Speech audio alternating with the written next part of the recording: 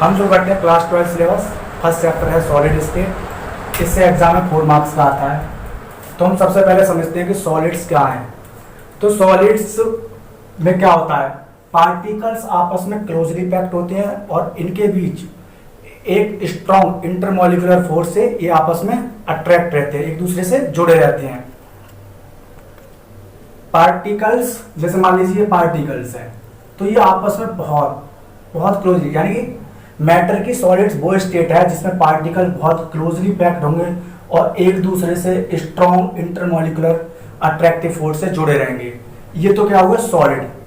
अब हम समझते हैं सॉलिड की प्रॉपर्टीज क्या हैं। तो सॉलिड की प्रॉपर्टी, जब पार्टिकल एक दूसरे से क्लोजली पैक्ड होंगे तो उनके पार्टिकल आपस में रैंडमली मूव नहीं करते, एक जगह फिक्स रहेंगे। सॉलिड की एक डेफिनेट शेप, एक डेफिनेट वॉल्यूम होगा और इनकी कंप्रेसिबिलिटी बहुत कम होती है, बहुत स्लो डिफ्यूजन। अब ये स्ट्रॉन्ग इंटरमॉलिक्यूलर फोर्स से जुड़े रहते हैं तो इनके बीच डिफ्यूजन भी बहुत कम होता है और इनकी डेंसिटी भी वेरी हाई होती है। सॉलिड्स को 2 पार्ट्स में क्लासिफाई किया गया है। पहला है crystalline solid, crystalline solid, crystalline solid, और दूसरा है amorphous solid, amorphous solid. Crystalline और अमॉर्फस सॉलिड्स, यानी ये क्रिस्टल से होते हैं और ये अमॉर्फस हैं। तो क्रिस्टलाइन सॉलिड क्या होते हैं, इसमें एटम्स या मॉलिक्यूल एक रेगुलर वे में 3 डायमेंशन में अरेंज होते हैं, जबकि इसमें एटम्स या मॉलिक्यूल एक रेगुलर पैटर्न नहीं होता उनका। इसमें रेगुलर पैटर्न होता है और इसमें रेगुलर पैटर्न नहीं होता है। ये तो क्रिस्टलाइन सॉलिड होती है और ये होते हैं अमॉर्फस। अब दोनों में डिफरेंस दिखता है। अगर शेप की बात की जाए, शेप की बात करें तो शेप क्रिस्टलाइन में बात करें, शेप क्रिस्टलाइन, और इधर लेते हैं अमॉर्फस, अमॉर्फस, अमॉर्फस सॉलिड। तो शेप की बात करें तो शेप दोनों के बीच डिफरेंस देखें तो शेप क्रिस्टलाइन की तो डेफिनेट होगी, जबकि अमॉर्फस की नॉट डेफिनेट, नॉट डेफिनेट। ये शेप की बात हुई। अब हम बात करते हैं मेल्टिंग पॉइंट। मेल्टिंग पॉइंट की बात करें, melting point, melting point, melting point इसका क्या होता है, क्रिस्टलाइन सॉलिड का एक अपना मेल्टिंग पॉइंट होता है। तो इसका मेल्टिंग पॉइंट डेफिनेट होता है और इसका मेल्टिंग पॉइंट नॉट डेफिनेट। यानी कि ये अमॉर्फस सॉलिड, ये ट्रू सॉलिड नहीं है। ये ट्रू सॉलिड होते हैं, ये ट्रू सॉलिड नहीं है। इन्हें हम लिक्विड में भी रह सकते। ये एक हिसाब से फेक सॉलिड है, फेक सॉलिड एक हिसाब से ये फेक सॉलिड है, इन्हें रियली सॉलिड नहीं है ये। अगर मेल्टिंग पॉइंट की बात करें तो इसकी डेफिनेट और इसका नॉट डेफिनेट। अब बात करें हीट ऑफ फ्यूजन की, heat of fusion, heat of fusion. Heat of fusion क्या होता है, यानी कि इसकी एक अपनी हीट होगी जिसके बाद इसकी अपनी एक स्टेट चेंज होगी, तो वो भी इसकी डेफिनेट होती है, डेफिनेट, और इसकी not definite. Heat of fusion की बात करें। अब हम बात करें इसकी कंप्रेसिबिलिटी। कंप्रेसिबिलिटी की बात करें तो कंप्रेसिबिलिटी, तो ये हार्ड होता है, रिजिड होते हैं, एक रिजिड होते हैं, नॉट कंप्रेसिबल होते हैं।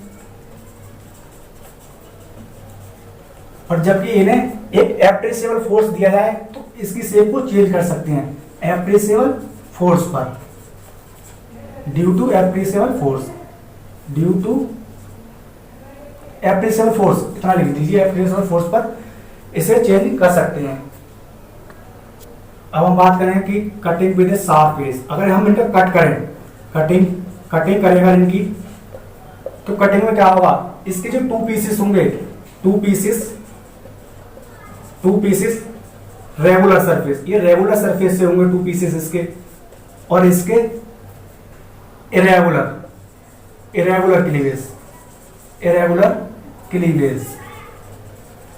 इसका रेगुलर होगा और इसका इरेगुलर। अब बात करें इसकी कूलिंग कर्व की, कूलिंग कर्व, छठी प्रॉपर्टी है इनकी डिफरेंस, इनमें छठा डिफरेंस है कूलिंग कर्व की बात करें तो कूलिंग कर्व इसका डिसकंटिन्यूअस होता है, डिसकंटिन्यूअस,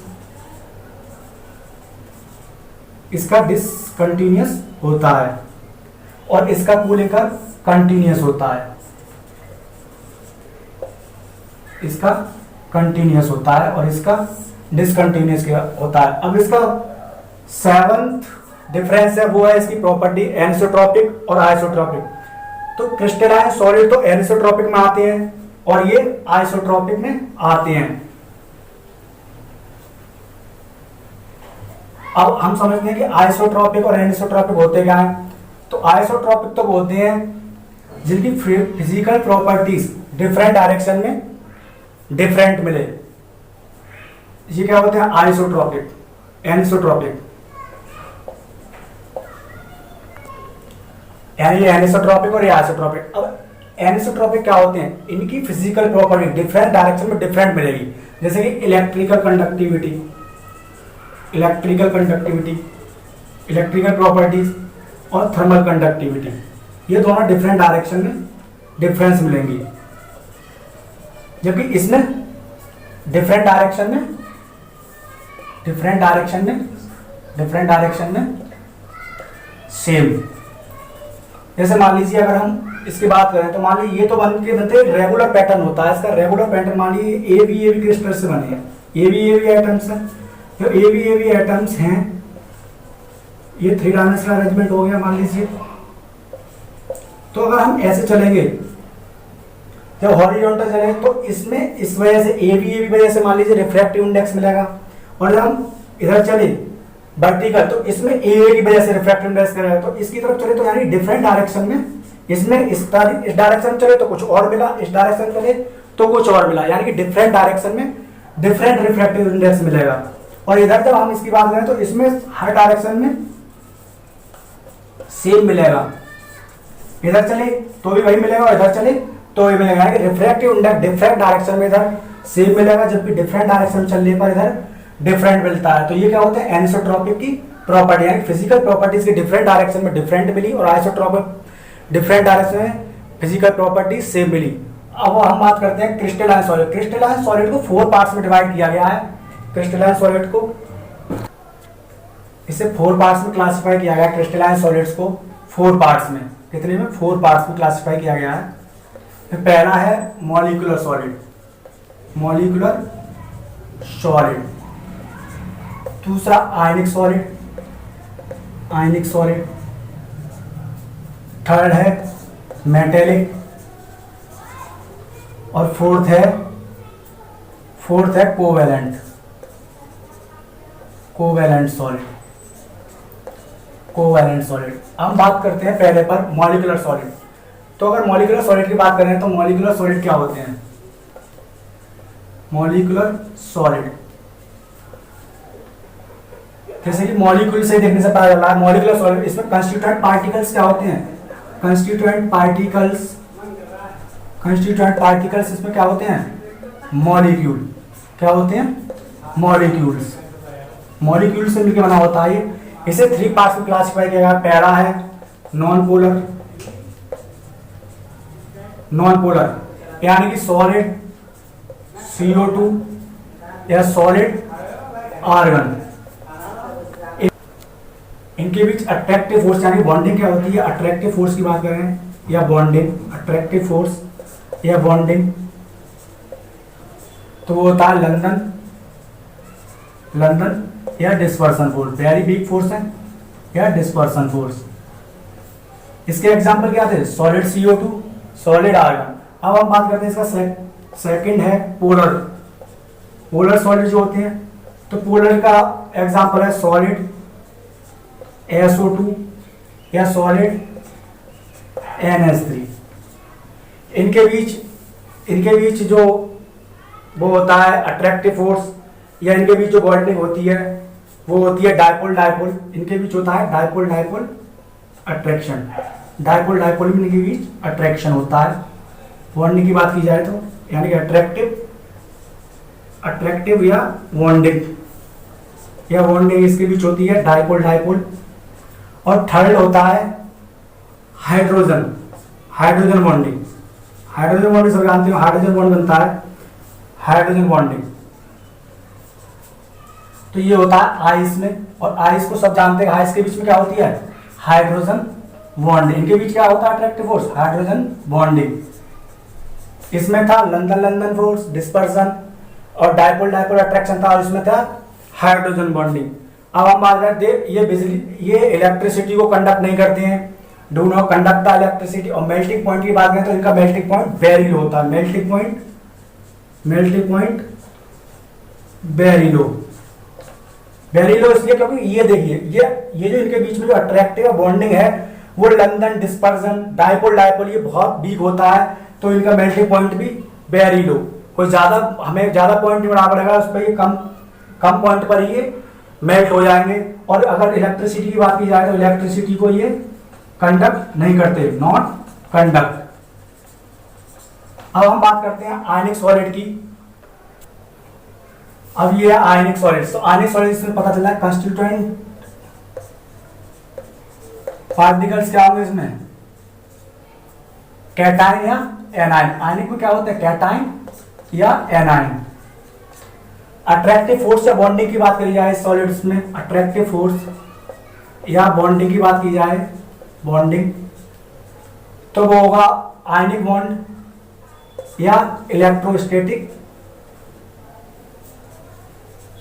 इलेक्ट्रोस्टैटिक फोर्स। इसके एग्जाम्पल है NaCl, KCl, ये इसके कई एग्जाम्पल हैं। अब इसकी बात की जाए कि ये इलेक्ट्रिसिटी को कंडक्ट करते हैं या नहीं, तो आयनिक बॉन्ड है, तो ये सॉलिड स्टेट में, सॉलिड फॉर्म में इलेक्ट्रिसिटी को कंडक्ट नहीं करते हैं, डू नॉट कंडक्ट। और एक्वस फॉर्म में इसके आयन फ्री हो जाते हैं, एक्वस फॉर्म में ये इलेक्ट्रिसिटी को कंडक्ट करते हैं, एक्वस फॉर्म में कंडक्ट करते हैं और इसमें नहीं करते हैं। मेल्टिंग पॉइंट की बात की जाए तो इसका मेल्टिंग पॉइंट इसका मॉलिक्यूलर सॉलिड था उससे इसका मेल्टिंग पॉइंट हाई होता है, इसका मेल्टिंग पॉइंट हाई होता है। अब इसके बाद आता है मेटेलिक सॉलिड्स। अगर इसके कंस्टिट्यूएंट पार्टिकल्स की बात की जाए, कंस्टिट्यूएंट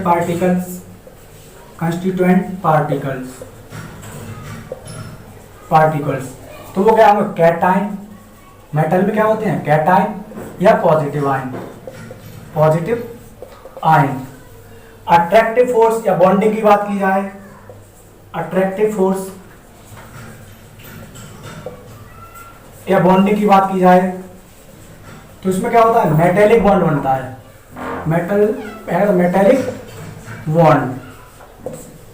इलेक्ट्रिसिटी को ये कंडक्ट कर देते हैं। इसके एग्जाम्पल लेते हैं पहले हम, example Ag, Au, Na, Cu, ये इसके एग्जाम्पल है। अब इलेक्ट्रिसिटी की बात की जाए, इलेक्ट्रिसिटी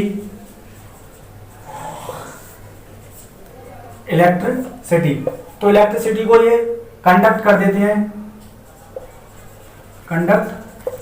क्यों, क्योंकि इनके पास एक पॉजिटिव आयन होती हैं। ये सब मेटल है तो मेटल के पास एक पॉजिटिव आयन्स होते हैं, पॉजिटिव आयन होने की वजह से ये इलेक्ट्रिसिटी को कंडक्ट कर देते हैं। और मेटल्स के बीच एक स्ट्रॉन्ग इंटरमॉलिक्यूलर फोर्स होता है। तो अगर हम इसके मेल्टिंग पॉइंट की बात करें, मेल्टिंग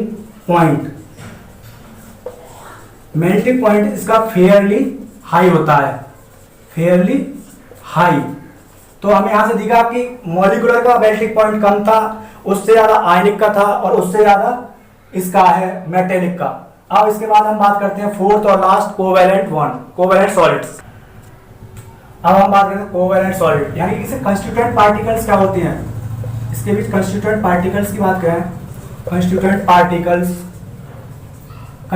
पार्टिकल्स होते हैं एटम्स के बीच कंस्टिट्यूएंट पार्टिकल्स होते हैं। अट्रैक्टिव फोर्स या बॉन्डिंग की बात की जाए तो इसके बीच कौन सा अट्रैक्टिव फोर्स होता है या बॉन्डिंग इनके बीच क्या होती है, बॉन्डिंग। तो इनके बीच बॉन्डिंग होती है कोवेलेंट बॉन्ड, नाम से पता चल रहा है कोवेलेंट है तो कोवेलेंट बॉन्ड। ये बॉन्ड के हिसाब से क्लासिफाई किए गए हैं। अब इसके एग्जाम्पल की बात करें तो एग्जाम्पल है इसके डायमंड, ग्रेफाइट, ये इसके एग्जाम्पल हैं। अब इसका एक एग्जाम्पल है, ये इलेक्ट्रिसिटी को कंडक्ट नहीं करते, नॉट कंडक्ट। इलेक्ट्रिसिटी को ये कंडक्ट नहीं करते, लेकिन एक एक्सेप्शन है इसमें कि ग्रेफाइट जो है, सबको पता है ग्रेफाइट कोवेलेंट बॉन्ड है, लेकिन सबको पता है कि ग्रेफाइट इलेक्ट्रिसिटी को कंडक्ट कर सकता है। तो ये क्या है, एक्सेप्शन, एक्सेप्शन है इसमें कि ग्रेफाइट इलेक्ट्रिसिटी को कंडक्ट करता है। अब इसके मेल्टिंग पॉइंट की बात करें तो मेल्टिंग पॉइंट इसका सबसे ज्यादा हाई होता है, very high, very very high, मतलब बहुत ज्यादा हाई होता है इसका, वेरी हाई। ये क्या होता है, क्योंकि इसका थ्री डायमेंशनल रेगुलर पैटर्न होता है, इसलिए इसका मेल्टिंग पॉइंट वेरी हाई होता है।